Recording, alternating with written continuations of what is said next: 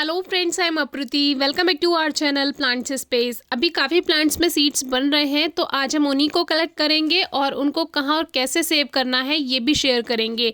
तो सबसे पहले शुरुआत की हमने कॉस्मॉस प्लांट से। हमारे पास शुरू में केवल ऑरेंज रंग का कॉस्मॉस प्लांट था और फिर उसमें सीड्स बने तो उनको ग्रो किया, तो उसमें एक म्यूटेशन हुआ जिसमें पीले रंग का कॉस्मॉस प्लांट अपने आप तैयार हो गया था। तो जब उसमें सीड्स बने थे तो हमने उनको अलग सेव किया और उनको अलग ग्रो किया।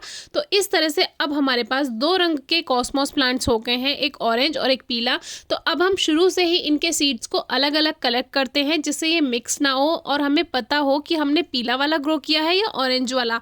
तो शुरू में हमने कुछ पीले वाले ग्रो किया और कुछ ऑरेंज। तो ये वाला जो है ये पीला है और इसके सीड्स अलग ही रखते हैं हम। कोई भी प्लांट है, अगर आपके पास उसके एक से ज़्यादा कलर हैं तो उनको अलग अलग ही रखिए, मिक्स नहीं कीजिए। उससे आपको पता रहेगा आपने कौन से कलर के प्लांट कितने रखे हैं। तो मैं तो ऐसे ही करती हूँ, कभी इनको मिक्स नहीं करती।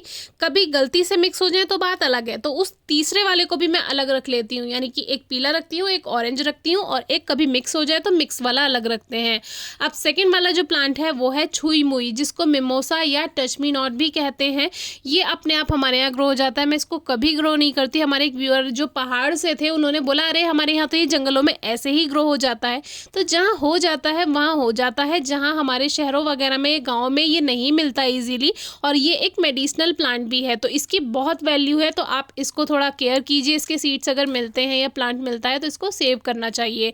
तो अब इसका भी सीजन ऑफ हो रहा है, फ्लावरिंग इसमें बहुत अच्छी होती है, पर्पल कलर के छोटे छोटे फ्लावर आते हैं, उन्हीं से ही इसमें सीड्स बनते हैं। तो ये अपने आप हर बार ग्रो हो जाता है, मैं चाहे कितने भी सीड्स इनके कलेक्ट कर लूँ लेकिन कभी ग्रो करने का बात ही नहीं आई। शायद एक वीडियो में हमने आपको सिखाया था इसके सीड्स ग्रो करना। तो इस तरह के हरे बीज इसमें बनते हैं, एक गुच्छा सा बनता है पूरा और बहुत सारे सीड्स बन जाते हैं इसमें। इसको भी टाइम से कलेक्ट कर लेना चाहिए क्योंकि ये भी एक टाइम के बाद झड़ जाते हैं। जब ये ब्राउन हो जाए तब आप इनको इस तरह से कलेक्ट कर सकते हैं। और एक बात का ध्यान रखना है कि इनको आपको बिल्कुल कहीं बंद जगह नहीं रखना है, इसको आपको थोड़े दिन खुली जगह, छायादार जगह रखना है। कोई भी सीड हो एकदम से अगर आप उसको बंद कर देंगे, सेव कर लेंगे तो उसमें फंगल इन्फेक्शन हो सकता है, फंगस लग सकती है, तो उसको बंद नहीं करना है। नेक्स्ट प्लांट आता है हमारा हुरहुर। कुछ दिन पहले हमने आपसे इसके बारे में वीडियो शेयर की थी। ये सरसों के दाने जैसे सीड्स होते हैं बिल्कुल, और मुझे नहीं पता था कि इसको खाने में भी यूज़ करते हैं। पता तो था लेकिन कभी यूज़ नहीं किया था और सुना था। हमारे व्यूअर कमेंट करते हैं तो जहाँ इसका यूज़ होता होगा वहाँ वो बता देते हैं, लेकिन हमारे इधर इसका यूज़ नहीं किया जाता। काफ़ी कमेंट्स इस प्लांट के बारे में आते हैं कि अरे ये तो बहुत कीमती पौधा है। और हमारे यहाँ पे क्या है, ये जो खाली प्लॉट्स वगैरह पड़े हुए हैं ये अपने आप ग्रो हो रखा है बहुत सारा। लेकिन काफ़ी लोग कहते हैं कि इसके सीड्स हमें भेज दीजिए। तो इतने सारे आप लोग हैं, आप सबको तो नहीं भेजा जा सकता, तो समझिए थोड़ा सा। तो जहाँ ये यूज़ होता है उन्होंने हमें कमेंट बॉक्स में काफ़ी सारे व्यूअर्स ने बताया कि इसको छौंक में यूज़ करते हैं, यानी कि जैसे सब्ज़ी या दाल वगैरह में।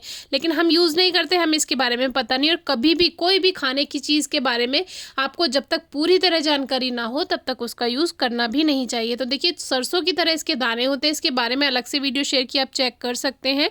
और ये जो छुई मुई के बीज है इनको इस तरह से आप, ये जो जाली सी होती है इसे निकाल के भी रख सकते हैं अगर आपको अलग अलग रखना है, या इस तरह से पूरे गुच्छे के गुच्छे आप सेव कर सकते हैं। अब ये सभी ड्राई तो हो चुके हैं लेकिन मॉइस्चर इसमें रहता ही है, तो कुछ दिन आप इसको एक बोल वगैरह में किसी या फिर कागज में रख के इसको खुले में ही रखा रहने दें।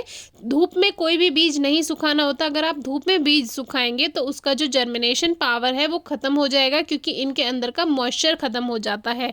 जो बीज हैं वो बिल्कुल ड्राई नहीं होने चाहिए। अब इसको थोड़े दिन हम लगभग 10-15 दिन खुले में रखा रहने देंगे और फिर इसको हम सेव कर सकते हैं कहीं भी। अब देखिए पीले वाले अलग रख लिए हैं, ऑरेंज वाले अलग रख लिए हैं, इस तरह से अलग अलग सीड्स आप सेव कर सकते हैं।